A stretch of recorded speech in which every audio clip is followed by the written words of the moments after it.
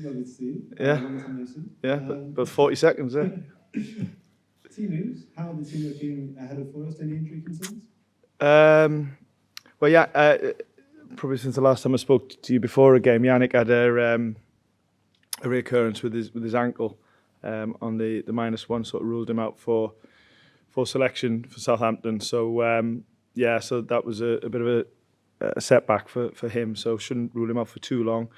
But it's a bit of a pity because, as I said last week, he got some good minutes with the national team, and it was good to get him back involved. But he had a bit of a setback from when he returned. So yeah, but apart from that, we were as we were. Obviously, the guys who've been out for a longer period are getting closer. Pato's been on the grass and been a bit more progressive with his rehab. So he seems to be getting closer. But we're as we were. In terms of Yannick, you're looking at kind of a few weeks, or in terms of the time? Oh well, hopefully a bit less. It's something that he has had before. So and he with being an experienced player, he can sort of, he knows his body well, and he can manage it as these guys do as they go through their career. So yeah, a little bit inconclusive at the moment, but hopefully not too long. We touched on it just before this, Steve, but the back-to-back wins. Yeah. What do you think that's done for the squad as a whole in terms of going forward now in this kind of middle part? Yeah, I mean, Southampton, for example. I mean, I'm sure, being 2-0 down, winning 3-2, and scoring in more or less the last kick of the game. I'm sure sort of painted the narrative and the headlines. But apart from a poor start, average at best start, we were the better team, and we played really well in the second half, but we weren't far away from playing well in the first half after that initial start, which is not some, I can say it now because we won the game, but when you're 2-0 down, it's obviously something that you got to be careful saying. But yeah, no, we really liked large parts of once the game settled of how we played against Southampton, and yeah, and that gave us back-to-back wins, which is good. I think it's a good reward for the players first and foremost, because I see how hard they work and I see how committed they are to becoming the team that we want to be in the Premier League. And but there's no better, as I say, reward for that than winning football matches. So to get one at home and one away, Bournemouth, we play good in the first half and show a different side in the second half. Sort of really helped by our supporters get over the line, and then, like I said, the Southampton game, apart from the start, and I keep mentioning that because we have to address everything in the game here. We were more than good for the win. If any over the 90 minutes, if any team deserved to win, it was us, and you could see it as the game was going on, and obviously the main stats and things like that people now look at sort of endorse that as well. So yeah, we feel like we are on the right path, we're on the right journey, and that's including the work ethic and the commitment. There's obviously ideas of how we want the team to play, but it's also how we want to be together, how we want to work, and we've shown great signs of resilience and comeback, and all of these things are important in becoming a rounded team, and is what we want to be. So we can't wait for Friday now. We're obviously playing Forest, and it's a local game, but we just sort of just so ingrained with our journey and our progress, and I'm looking forward to progressing again and hopefully making it 3 wins in a row. Looking at Forest, of course, the club you know well, but also players you know well. What have you made of their start to the season so far, and what do you think has been the key to their improvement so far? Well, we just analyse, every opponent in terms of how we feel that we can play in the game. So our focus really have been on us in terms of, especially being at home. We want it to be away as well, but we're at home on Friday, and we're really looking at our game and how we can implement, our ideas. And every Premier League team you come up against have strengths. And super strengths, and Forest will be no different. But we will be aware of that, of course, and they've got a good points return so far. But we are going in the game just really focused on ourselves, and and the impact that we can have. And I think that's what's given us our best moments so far in all the games that we've played, is when we've been good at being us. And that's always going to be our main intention. And just finally, I know you mentioned you'll be focused on your strengths, but you mentioned the strengths Forest have had. What do you think those strengths in particular have been? Is it the defence with Pereira, or do you think it's kind of the pace? Well, obviously, with Chris Wood is a goal scorer, kind of goal scorer in the team, and to get there you need to create chances for him, and they're good attacking players as well, and athleticism. So yeah, we're aware of all of that, but I repeat, whatever team you play in the Premier League, you can always see what they do well. But you've got to back yourself to do better than the opponent, and that will be no different on Friday. It's a great game to look forward to. Thank you, Steve. You too, Dan. Next time we'll go to Damien from PLP. Hey, Dave. Hey, Damien. Hi, Steve.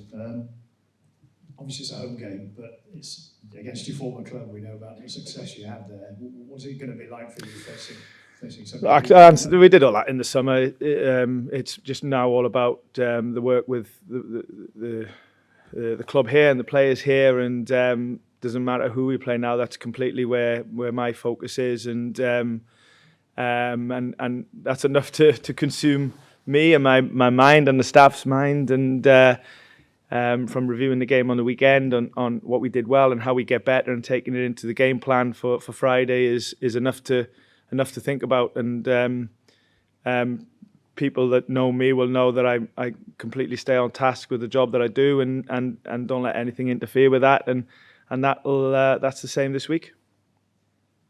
Abdul Fattah, we got the headlines obviously at the weekend, changed the momentum of the game. You've spoken in glowing terms of him in the past. What has he got to improve in his game to become a proper talent? Yeah, I mean he did do great on the weekend, and it's probably the best he's shown in the Premier League so far. So it was great to see. We know we can reach that level of performance, but it was great to see it probably for the real first time in the Premier League. We'd seen signs of it in some games before, and we definitely see it in training. So he took his opportunity really well. There's no doubt about that, and I agree with you. He helped change the momentum of the game. He wasn't on his own, but he definitely was a main influence in that. So it's about him understanding what he did well and why he did well, and trying to repeat when he's given another opportunity. And really, that's what you want with young players. You want to give them opportunities, but it's giving opportunities. Players have also got to take it as well, and they got to perform. So he did that, and we was pleased to see, because we love working with him and we see the talent, the potential that he has. But it is a step up to the Premier League, and sometimes you need something like the weekend to maybe kickstart, and sometimes you can do it quicker than that. But but he's a big part of our culture here. He's for a young boy, such a happy lad, and he works hard, and he's very popular both with players and staff, and we're really enjoying working with him, and hopefully he can continue to progress and take opportunities like he did on the weekend, because like I said, that was the best we've seen him in this season for sure.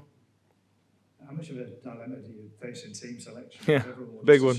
Yeah, throw in the finishing 11, they'll do the job, but I guess it's not as simple as that.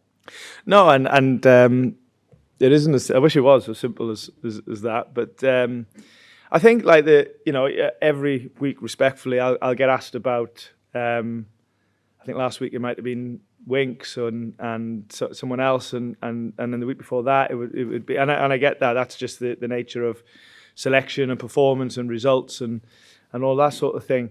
But the reality is you need a squad now. We're definitely in the Premier League. It's more than a sort of 11-man game. That's with the 5 subs and the length of games and the level that these guys are expected to perform at week in, week out. There needs to be competition for places. If you haven't got competition, then I think it's a dangerous game, because that's when complacency can kick in, and sometimes it's about bringing players out of the team as well, when one maybe they've not played so well, or they need to come away just to take a deep breath before you put them back in, especially the younger players. So it's just the nature of the job, Damien, that there's always going to be, players on the wrong side of selection that will create questions from you guys. But that's that's part of the job, and I respect that. Thanks a lot. Good luck. Thanks, Dave. You Just too. over to Jason from Talksport, please. Hi, Jace. Hey, mate. How are you? You all right?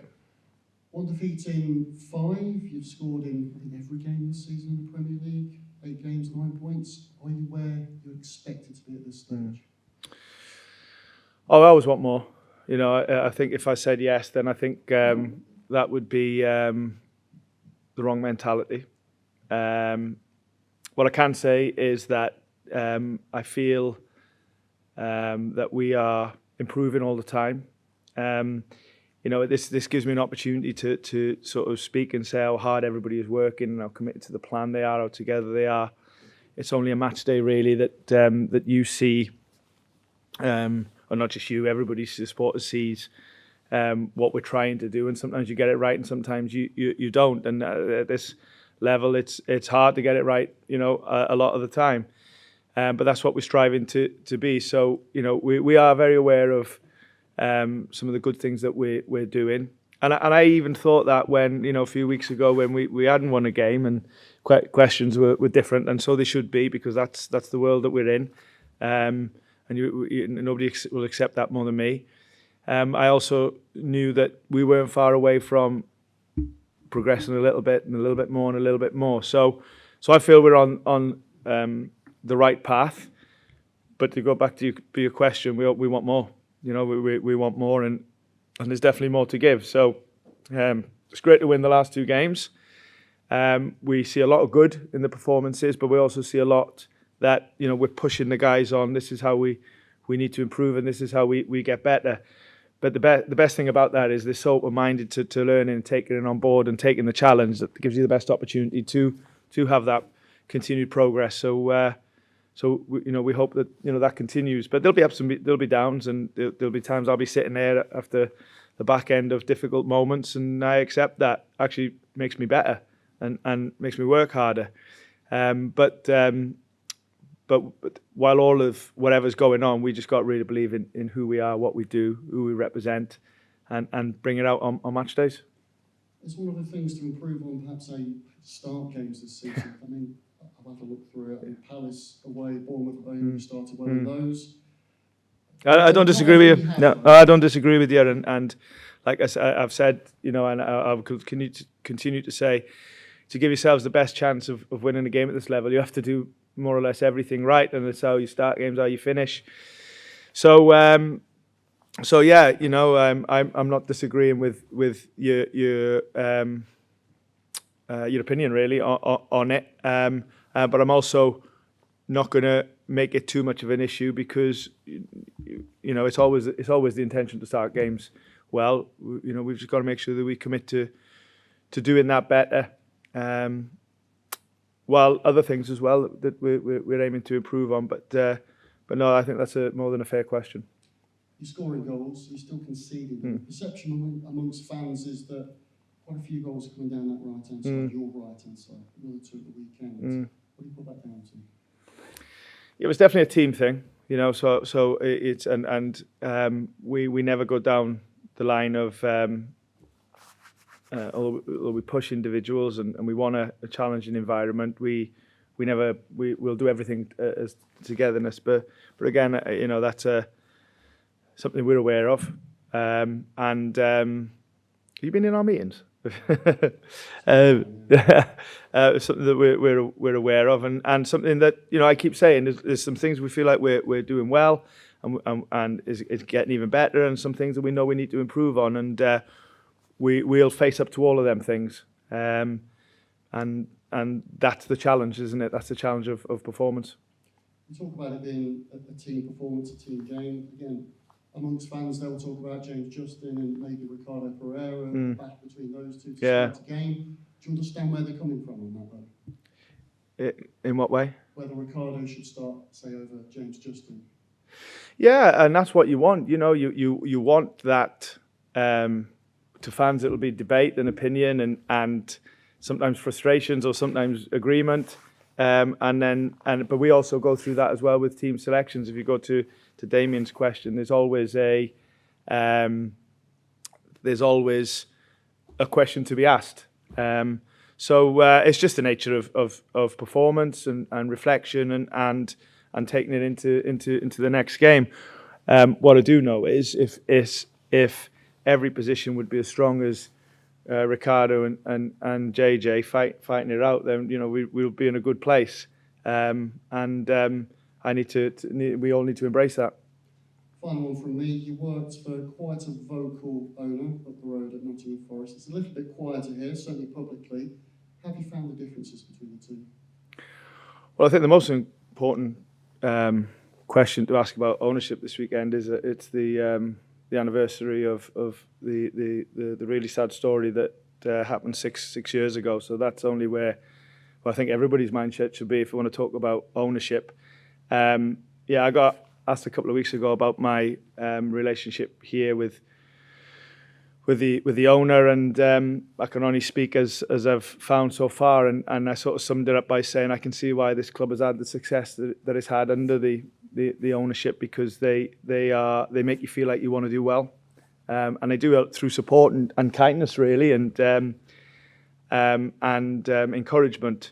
So that's the most important thing this weekend when it comes to ownership, and we'll be paying our respects as a club on Sunday, and rightly so, and it'll be important to me to be part of that in my current position, and that's where the only thing should be really when it comes to ownership this weekend. You too, mate. We'll go to Owen from Radio Leicester. Thank you very much. Hi Steve, good to see you. See you, mate. Back-to-back wins you've spoken a little bit about already over the last few weeks. How important, I guess, has that been for the confidence and belief from a player's perspective? Yeah, because I think it like I said, we can feel like we're doing some good things, and we can feel like we're getting better. But the biggest indicator of that and the biggest sign of that is results, and then obviously performances as well. And like I said, on them results, I think we've deserved them, because we played really well against Bournemouth in the first half and showed a good side in the second half. Bournemouth, we've seen Bournemouth win some. Even the last game they played, we've seen how good a team they can be, and now that team has evolved over time, being in the league and the investment that's gone into it. So it was a good win that.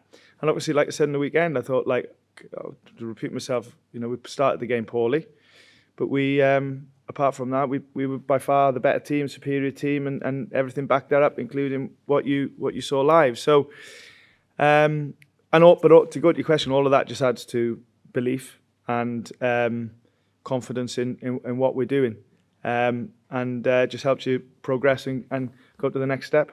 You talked about a longer term plan and vision and how you wanted the team to play, and that was going to take a while for it to set in eventually. I wonder that based on those two results, whether you have seen strides in training in what you wanted to see and that continued progression. Is that a result of that kind of thing? I think yes is the obvious answer, but also I'm not going to be. I've not sat in these in any meeting or whether it's with media or with the coaching team or wherever, and after a game and just based it on the result. There's some losses that we've had this year where I've been really disappointed with some of the things we've done, but I've also gone that was good, and the same goes with the last two wins. I've quite openly will say we've done a lot of good things in the game, but I'm really want to be really clear and say there's still loads that we are wanting to develop in our game and get better at, because it is obviously about each game that you play and the competition of that game, but it's becoming a team that succeeds over a course of time in the Premier League, and to do that you have to really get up to speed in the Premier League and do it in the way that you want to do, and we're on that journey, but we're making good strides. We feel like we're in a good place, and we're so committed now to going 3 wins in a row. And that obviously would come potentially on Friday evening, and a win on Friday night could take you as high as 9th in the Premier League table, into the top half. And whilst it's still Early. very early days, I mean, that I guess is a real sign of progression from what we saw at the start of the season. That must be pleasing. Yeah, well, it is in points, isn't it? Of course, and that will always be the most important thing. But yeah, it's just a continuation of what we want to become. But wins and league positions and all of them sort of stuff helps the process. But you've got to earn that, And the beauty of all of this is we're in control of it. How we play on the weekend, how we play in the game after. How we prepare today and tomorrow, both here and away from here. When players are doing the sort of own thing in terms of their preparation, that's all in our control.